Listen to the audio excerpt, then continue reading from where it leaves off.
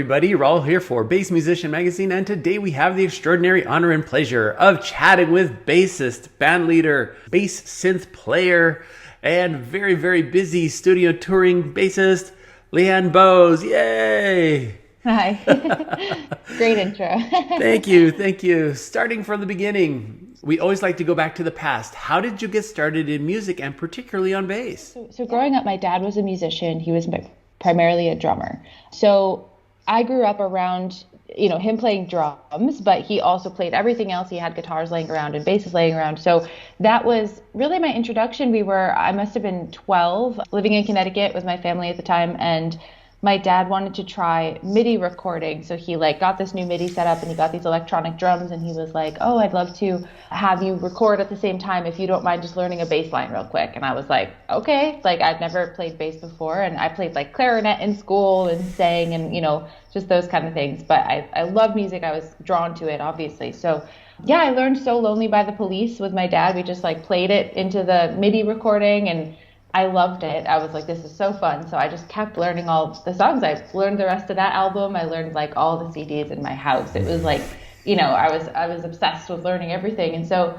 yeah, that was my introduction to bass, was literally just my dad being like, let's just try this. Here's my bass, try it. And from there, in high school and middle school, I was in bands just locally in my town and just having fun with it. Through college, I studied marketing in college. I went to school for advertising and still just was doing it on the side for fun. And then my dad actually got sick and passed away in 2011. And I was, it was heartbreaking and seeing him not be able to really do music professionally. He just did it as a hobbyist like I was doing. But seeing, there's the silver lining of seeing someone pass away, where it's life is really short. You get this, smack in the face of okay, this is one life we've got. So at that point, I just decided to go full steam ahead with music and set my sights on being a hired gun musician, joined bands, started touring, really slowly climbed the ladder to where I am today. That's it. It was just, I never studied music professionally. When I picked up the bass, I was not this is going to be my career. It was really just this is fun, this is cool. It was never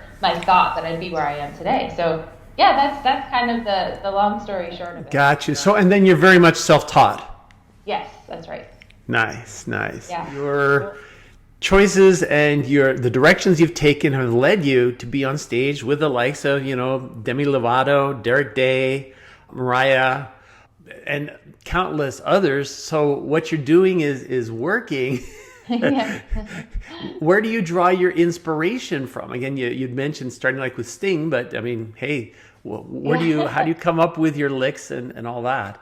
Yeah, well, I'll say two things about inspiration. There's, the career path of it is something that back in, I think it must have been, I joined my first professionally touring band in 2013. That was Hunter Valentine. We toured all over the world, incredible opportunities. At that time, I was like, how can I spin this into playing for huge artists? How can I spin this into getting those huge gigs?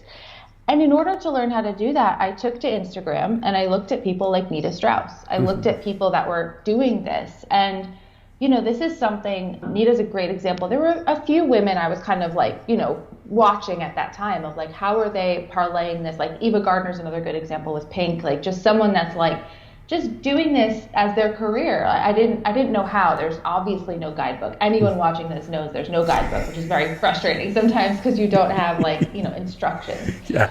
But Nita's a great example and goes full circle because I was able to tour with her this year. But at that time, I'm in my bedroom in Brooklyn in 2013 looking through her Instagram, and just she was inspiring in the sense of I can just look at this and see, what is she posting? What is she doing? What is her brand? Nita's also a great example of a brand. She's got a really great marketing sense. So I want to say people like Nita and Eva Gardner were my inspirations back then from a career perspective, back when I decided to start touring. But I will say, from a music perspective, my favorite inspiration I like to talk about is one of my band, Hunter Valentine's first big tours, I'm saying back in 2013, was opening for Sum 41. And that was my first, I hadn't seen a show like that, really. I saw when I was younger, I saw Good Charlotte and shows like that, but I was up close and personal with this band, watching them every night.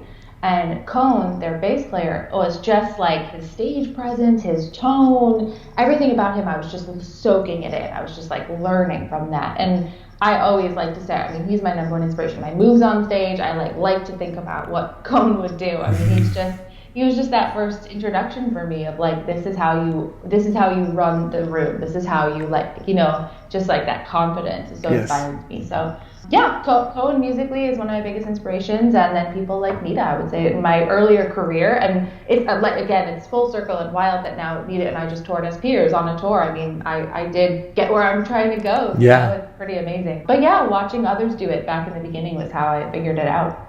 Very nice, very nice. And as you mentioned, sound, how are you getting your sound? What gear are you playing on? Well, my favorite thing is tone. I love talking about tone. I think part of why I love talking about it is I used to really have no clue about tone. I used to just get to a space, plug in an amp, hope for the best. That was never something I thought about. But as you start to do pop gigs, you need to show up with the tone. This is like a huge thing, especially now I'm a musical director too. I expect musicians to show up having heard the tone and replicate the tone. That's a big part of the gig. If you show up to, if you show up to a pop gig and you have a gritty tone, or vice versa, you show up to a rock gig and you have a clean tone, it's just not going to sound exactly right, and you're going to have to take that time out of rehearsals to like nail the tone. So anyway, I use the Line 6 HX Stomp for my bass, and that is a digital pedal with amp modelers. So I love amps, but I was sort of forced in through the pop world of not having amps on stage, kind of forced into that. But I will say it's incredible. The Line 6 HX Stomp is like, the amp modelers on that, I get compliments from all over the world about my tone. If something like, especially when I was on something like Jimmy Fallon with Demi, I was getting messages from people just like, how did you get that tone? And so it's amazing. And it takes a little bit of homework. It takes some learning to like figure out the tool and figure it out. But once you do, I mean, you are able to do anything with it. And that's the thing that's like incredible too about these pop gigs. You show up and it's like, I was noticing this back before I got this pedal. I'd show up to a gig and they'd be like, oh, we really want like a fuzz right here, or oh, we want a chorus right here, chorus tone. And it's like, I have to buy all these pedals. Like, I don't own every single type of pedal. So when you're switching gigs a lot and you're trying to build your resume and get a lot of, different artists, you need every kind of pedal. So that's what the Line 6 HX Stomp or similar models do, is like, you have everything there. You just have to program it. So yes, that is a huge part of my tone now. If you hear anything I'm playing in the last year, it's going to be on that HX Stomp.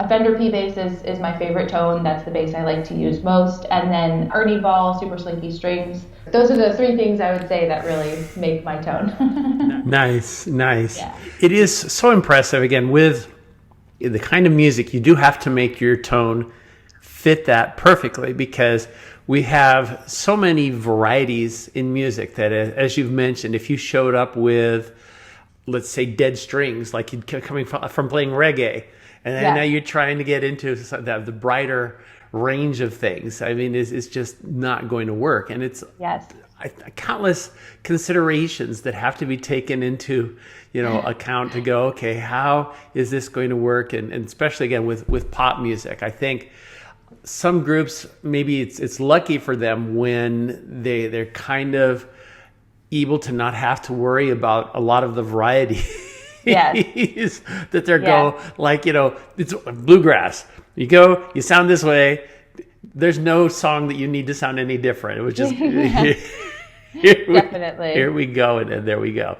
Yeah. But wow. And in this big, I'm going to say, hurricane of activity, because like many, I'm sure you were probably a little sidelined by the pandemic, as so many musicians couldn't tour anymore.